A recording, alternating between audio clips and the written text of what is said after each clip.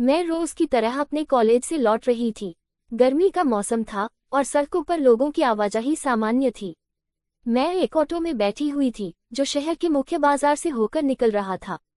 तभी अचानक मेरी नज़र एक सड़क किनारे हो रही दिल दहला देने वाली घटना पर पड़ी। एक अधेड़ उम्र का व्यक्ति एक छोटे से बच्चे को बेरहमी से पीट रहा था।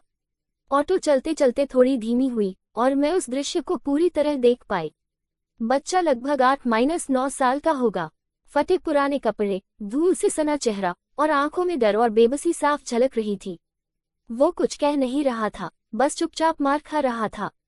उस आदमी के चेहरे पर गुस्सा और क्रोध की एक अजीब सी झलक थी, जैसे उसने तय कर रखा हो कि किसी भी हाल में बच्चे को सबक सिखाना है। ऑटो में बैठी मैं अंदर से विचलित हो उठी। कुछ समझ नहीं आ रहा था कि क्या करूं। मन तो किया कि तुरंत उतर कर उस आदमी से पूछूं, क्या कर रहे हो, क्यों मार रहे हो इस मासूम को। लेकिन तभी दूसरा विचार आया, अगर वो मुझ पर भी झपट पड़ा तो। मैं अकेली हूँ, कोई जान पहचान वाला नहीं, कोई मदद करने वाला नहीं।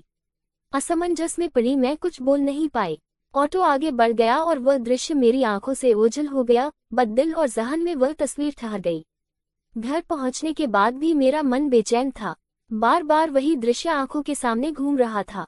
क्या उस बच्चे ने कोई बड़ी गलती की थी?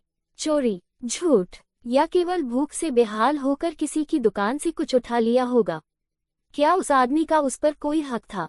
पिता था, मालिक, या महज कोई क्रोधित राहगीर? मुझे समझ नहीं आ रहा था कि उस समय मेरा चुप रहना सही था या गलत। भीतर से एक आवाज बार बार मुझे धिक्कार रही थी, कम से कम उतर कर हालात तो समझ सकती थी। लेकिन समाज की रूढ़िवादी सोच, अकेली महिला होने का डर और आगे क्या होगा इसका भय मुझे रोक गया। लेकिन उस दिन के बाद मैंने एक निर्णय लिया, अब नहीं। अगली बार अगर ऐसा कुछ देखूंगी तो चुप नहीं रहूंगी। चाहे जो हो, सही के लिए आवाज उठाना मेरा अधिकार है और एक इंसान होने के नाते मेरा कर्तव्य भी। हमारे समाज में कई बार हम सही और गलत के बीच झूलते रहते हैं। डर, परंपराएं और अकेलेपन का भय हमें सच का साथ देने से रोकता है। लेकिन अगर हम सभी यह प्रण लें कि अन्याय के खिलाफ खड़े होंगे, तो शायद कोई और बच्चा सड़क पर पिटने से बच जाए। हम भले ही पूरे समाज को एक दिन में न बदल सके, लेकिन अपनी चुप्पी तोड़कर किसी की जिंदगी जरूर बदल सकते हैं। अब मैं असमंजस में नहीं हूँ, अब मैं तैयार हूँ सही के लिए खड़े होने को। कहानी अच्छी लगी हो तो चैनल को लाइक, शेयर और सब्सक्राइब करें और कमेंट में अपने विचार व्यक्त करें। धन्यवाद। Folded hands.